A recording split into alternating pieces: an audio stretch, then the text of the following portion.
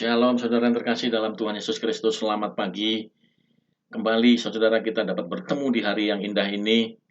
Pada kesempatan kali ini izinkan saya saudara yang terkasih dalam Tuhan Yesus Kristus, untuk menyampaikan kebenaran firman Tuhan, di mana firman Tuhan ini dapat memberikan kita sebuah kesadaran, sebuah awareness, full awareness, kesadaran penuh bahwa sesungguhnya kita itu berasal dari mana.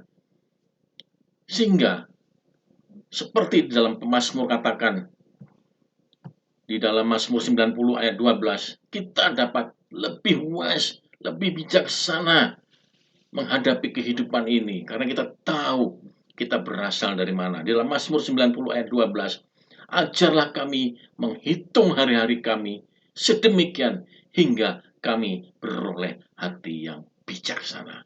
Yes, saudara, kita harus semakin bijaksana menghadapi kehidupan ini. Jangan sampai buang-buang waktu, karena kita tahu berasal dari mana dan kita akan kembali kemana, saudara. Haleluya, amin, amin. Nah, oleh karena itu, saudara, firman Tuhan pada pagi ini saya beri tema, debulah aku. Firman ini kita akan lihat dalam Kejadian 2 ayat 7a. Begini firman Tuhan bunyinya, Kejadian 2 ayat 7a. Ketika itulah Tuhan Allah membentuk manusia itu dari debu tanah. Sekali lagi, ketika itulah Tuhan Allah membentuk manusia itu dari debu tanah. Nah, saudara, debu tanah, debu bahasa Ibrani-nya adalah afar, yang juga berasal dari tanah. Tanah bahasa Ibrani-nya adalah minha adamah, sehingga nama Adam, nama manusia, makhluk ciptaan Tuhan yang pertama kali yang namanya Adam, itu artinya adalah dari tanah. Makhluk berasal dari tanah.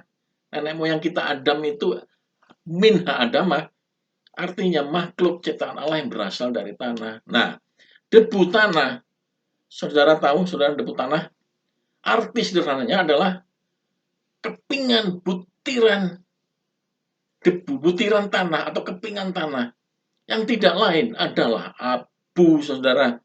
Jadi kita semua ini, seperti juga Adam, nenek moyang kita berasal dari abu, saudara. Saudara tahu abu? Abu itu begitu tertiup angin, hilang, saudara, tanpa bekas. Saat itu juga saudara tidak bisa melihat lagi jejaknya. Saudara tidak bisa melihat lagi bekas-bekasnya yang ada di tangan saudara. Itulah, saudara, debu, saudara. Artinya, apakah sifat debu itu, saudara? Kita berasal dari debu, itu mempunyai sifat, artinya sangat rapuh, sangat rentan, mudah retak, very fragile, saudara. Oleh karena itulah firman Tuhan mengatakan kita ini adalah bencana tanah, diibaratkan bencana tanah. Dalam Yeremia 18 ayat 6b, firman Tuhan, sungguh seperti tanah liat di tangan tukang periuk, demikianlah kamu di tanganku. Tuhan mengibaratkan kita seperti bejana tanah, saudara. Saudara tahu bejana tanah itu sangat rapuh. Walaupun dia saudara letakkan di tempat yang bagus, tempat yang cantik, di mana semua orang bisa mengagumi, di mana semua orang bisa melihat dan terpesona, saudara. Tapi di balik semua hal itu, di balik semua kerupawanan itu, di balik semua kecantikannya itu, bejana itu mudah rapuh. Sangat rapuh bahkan. Kalau saudara senggol dan jatuh berkeping-keping, maka bejana yang cantik tadi, saudara, bejana yang dikagumi banyak orang itu, sudah tidak ada lagi artinya, saudara. Itulah kehidupan kita sesungguhnya. Kita seperti bejana tanah yang rapuh. Betapapun banyak orang yang mengagumi, banyak orang yang terpesona oleh keberhasilan kita. Tapi di balik itu, kita adalah manusia yang rapuh. Seperti abu yang tertiup angin tadi, saudara. Begitu hilang, tanpa jejak, tanpa bekas. Amin, saudara. Itu, saudara, yang harus kita sadari. Jadi ada beberapa poin yang saya ingin bagikan kepada saudara-saudara pada pagi hari ini. beberapa poin yang harus kita sadari. Yang pertama, kita manusia itu dibentuk dari butiran debu. Tidak ubahnya juga seperti ciptaan Tuhan yang lain. Seperti apa?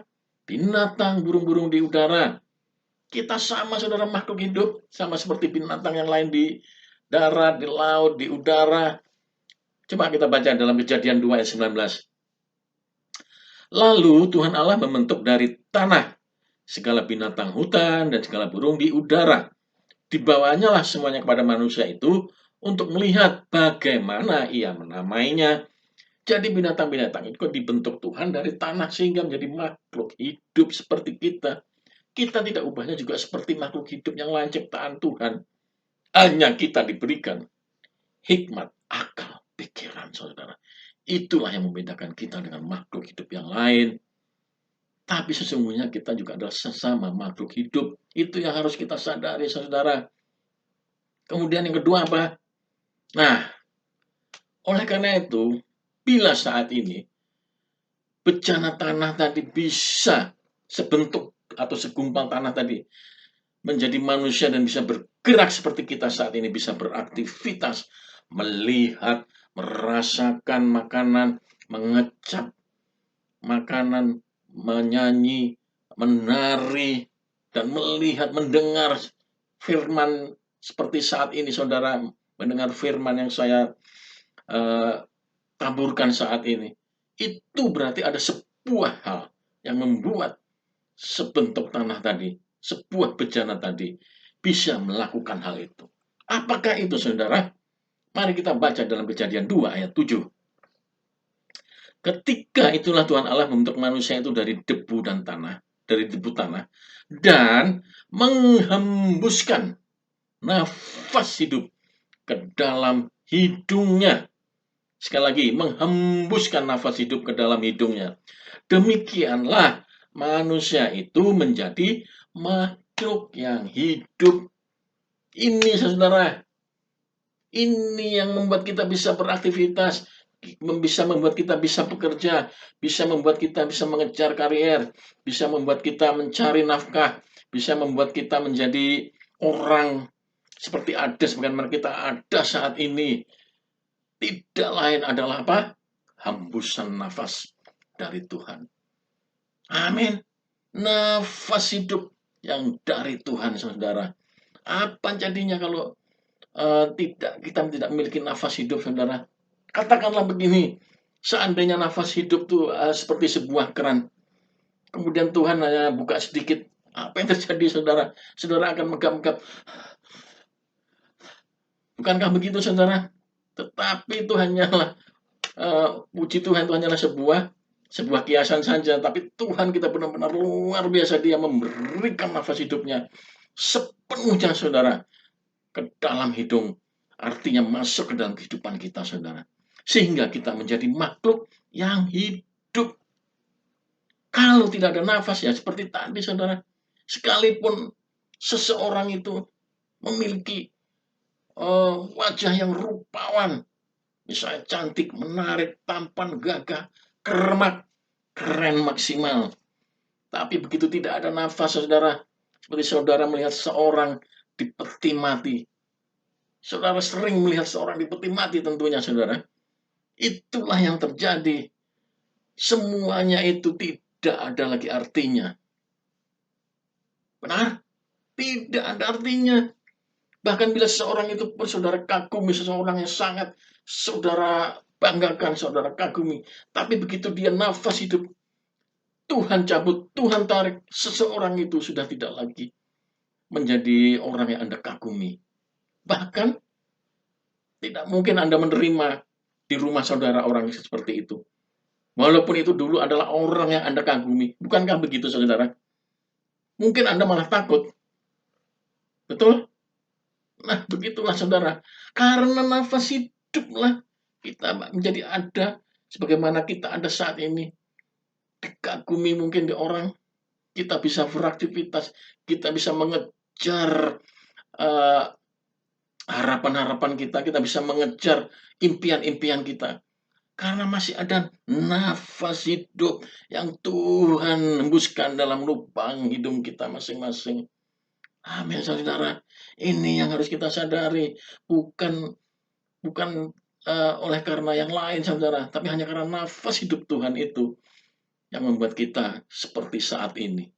Kemudian apalagi? Hal ketiga, poin ketiga, saudara, yang sangat penting juga yang harus kita sadari. Karena kita itu adalah debu, maka kita juga akan kembali menjadi debu. So, oleh karena itu, saudara, siap atau tidak siap, saudara dan saya pasti akan kembali.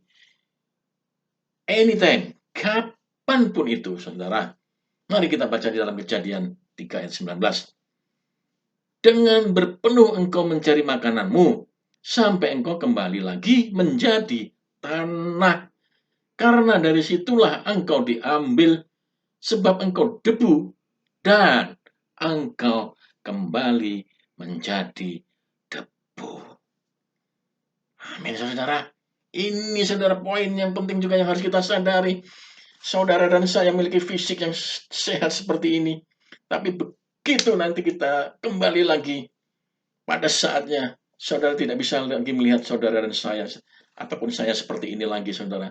Karena fisik sudah pasti kembali lagi menjadi debu. Sekali lagi, debu, saudara. Saya, saudara, akan kembali menjadi debu. Ini, saudara, yang harus kita sadari agar kita semakin semakin bijaksana seperti kayak saya katakan tadi di awal menghadapi kehidupan ini. Karena kalau tidak, saudara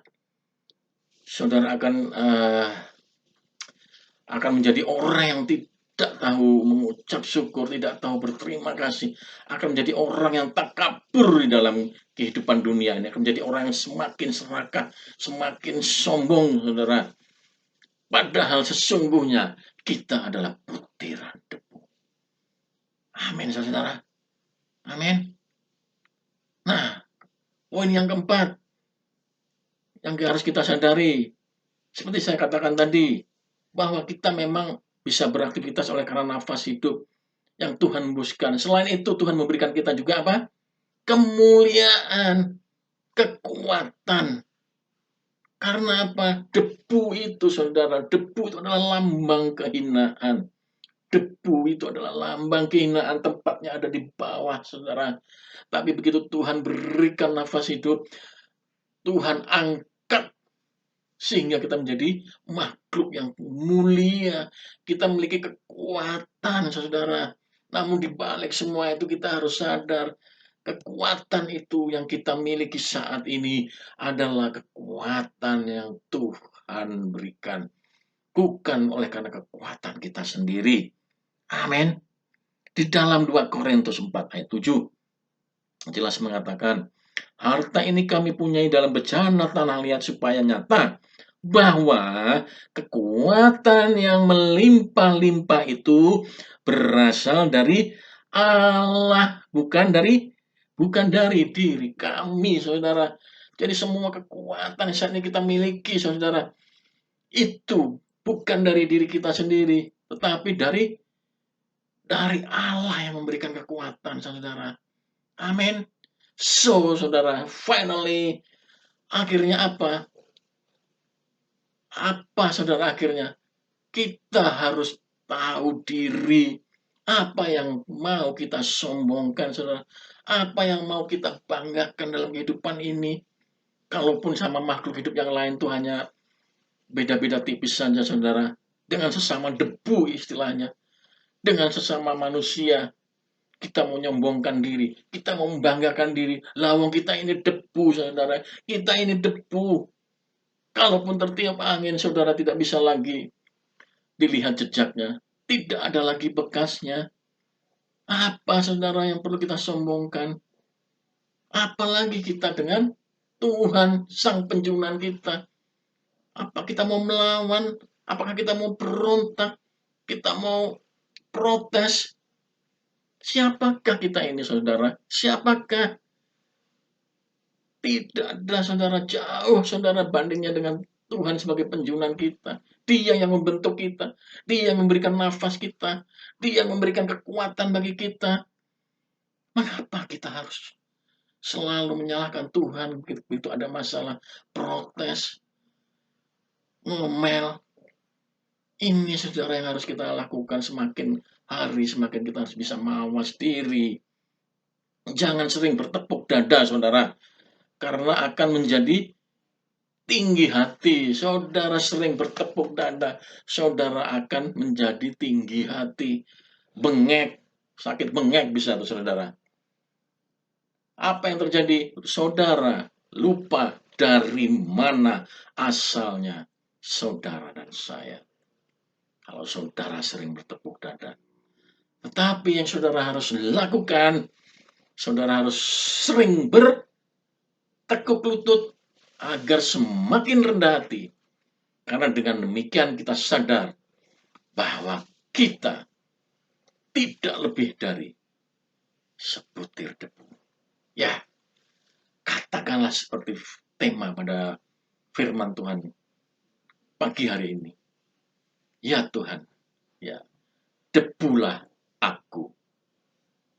Amin, saudara. Ya, debulah aku. Sebuah kesadaran yang harus kita miliki. Kesadaran penuh yang harus kita miliki. Setiap kita melihat semuanya ini, kita menyadari, ya, debulah aku. Amin. Amin, saudara.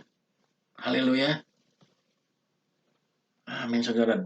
Beginilah firman Tuhan demikian saudara, firman Tuhan pada pagi hari ini kiranya dapat memberkati saudara dan saya. Shalom. Selamat pagi. Tuhan memberkati.